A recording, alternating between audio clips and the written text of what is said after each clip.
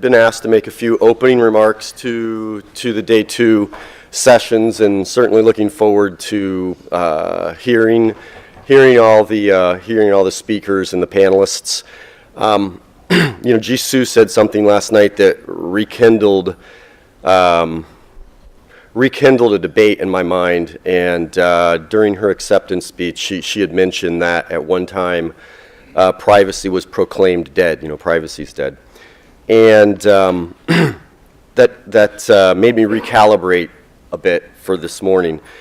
And when we look at what's happening in our world, particularly in the United States, we see that we're relearning a really tough lesson, and that privacy, security, and trust make up the fabric of civilized, stable democracies. And over the last decade, and certainly that's accelerated in the last years, financially opportunistic, as well as our adversaries, are not necessarily, they have not killed privacy, but there's been an assault on privacy. And when I use the word privacy, you have to have the context that without security, there is no privacy, right? So security, privacy, and trust all go together on a three-legged stool that our institutions sit on top of. And I think that when we look and have those tell us that there's no need for data protection, that our data is easily swept away, we're looking out in the world, and I think we see three significant things that are tearing at the fabric of civilized society. The first is a disparity in wealth creation and prosperity. It is very few people now on the planet have access to technology, systems, and of course data that allows them and gives them an unfair advantage in terms of monetizing their products, their goods, their services. And at the same time, you're seeing a collapse of the middle class and the poor getting poorer and less advantaged. And I'm an entrepreneur I sell my product for fees. So I want to be very careful about offering too much criticism toward commercial enterprises that do create jobs and keep us an economic leader. But on the other hand, we know that a very small number of companies have earned their way into a highly disproportionate, unfair advantage, and that wealth creation is highly disparate at this point, maybe more so, certainly more so than in living memory, right? So it's this class creation thing, and it's just getting worse, right? In other words, even my own family, I have to make sure that everyone around me that I care about that's younger than me, I want them to have access to understand the technologies, understand the business models, understand how to create prosperity. And if you don't have access to that, if you don't have access to that outlook, it's very difficult to participate in today's economic world, right? The second thing that we're seeing is that when we have highly sensitive data, and by the way, medical information, health information is the absolute mother lode of sensitive data in terms of how do we understand people and how do we use that data to understand them and I think exploit them. I want to be a little careful about the words I choose, but I think there is some exploitation. So the second piece is when we have these great profiles of people and their data, we begin to understand their psychology, our social media properties are competing for their attention.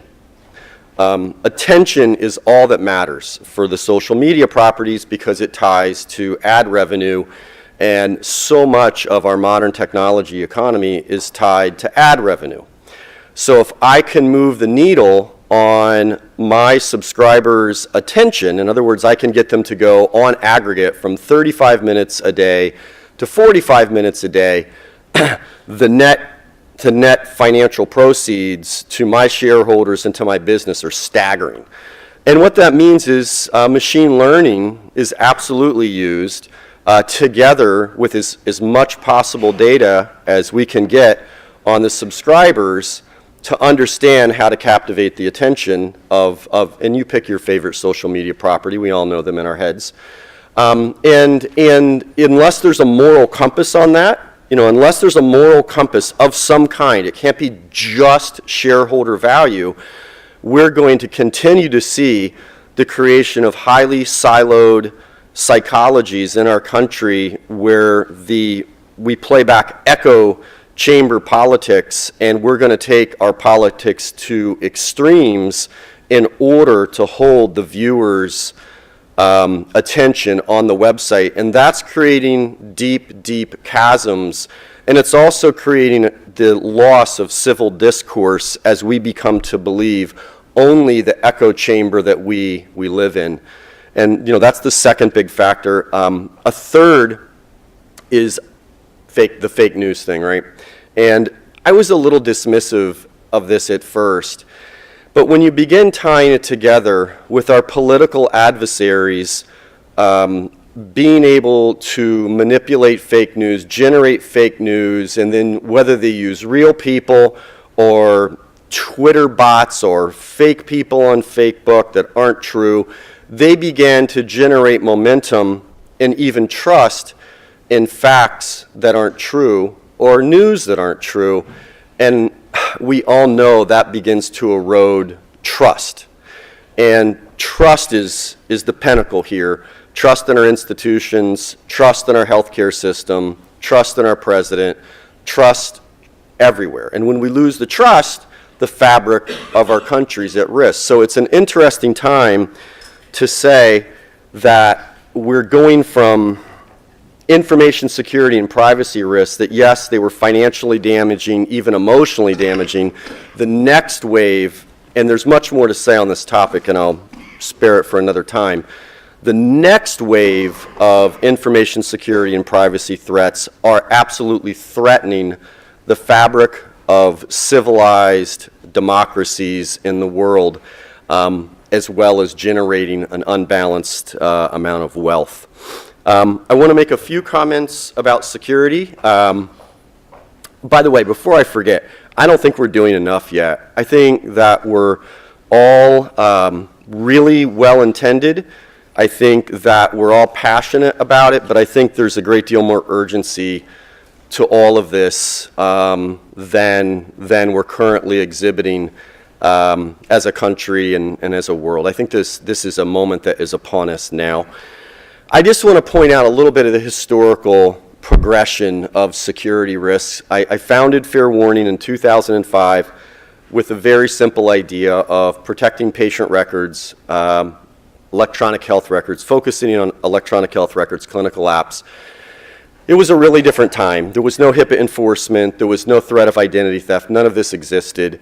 And just to begin to put the context of what we've seen in terms of escalation of threats into a framework that's easy to understand, I distinctly remember George Clooney, Farrah Fawcett, and Britney Spears being the big news that somehow their records had been snooped and even sold, and even Patrick Swayze's wife was upset that he couldn't seek cancer care in the United States without the threat of having his records stolen. So celebrity snooping was a really big deal, 2005, 2007.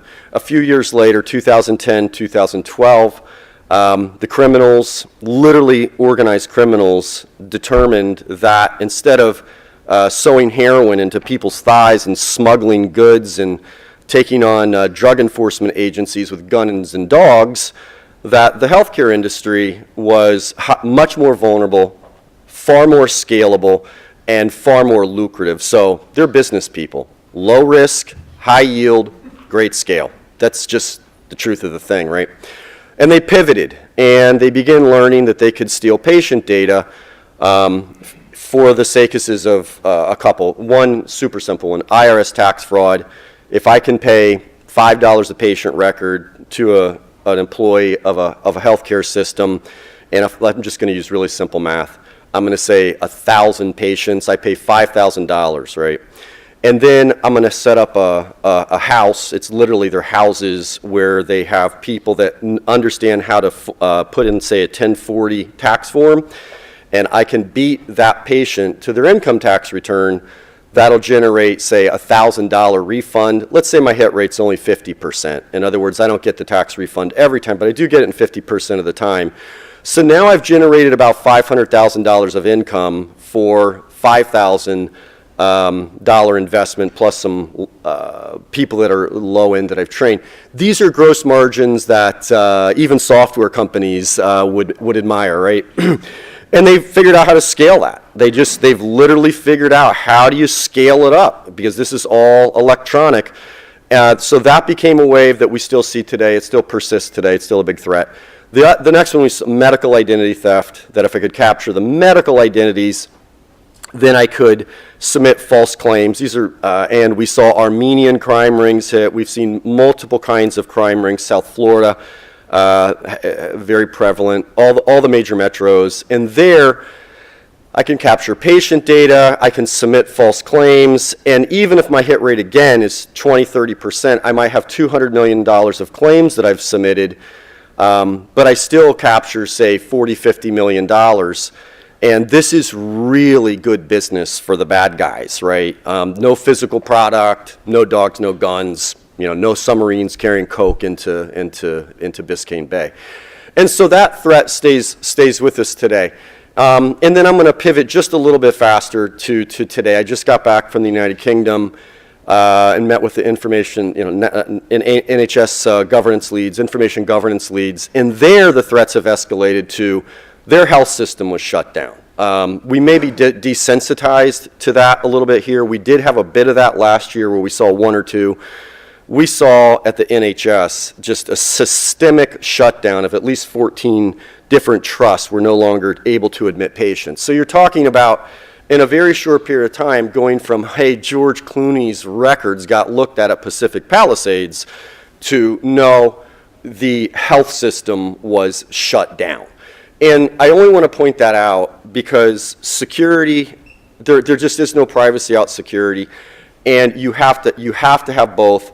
This has to escalate faster. So when we get this GDPR giving us an alternative view of our future, it's at least an alternative view. All right, it's a very different view than the American model. The American model of data protection has given us a lot of growth. I use Google every day. I do have a Facebook account, not as much Twitter, but it's given us societal and economic benefit.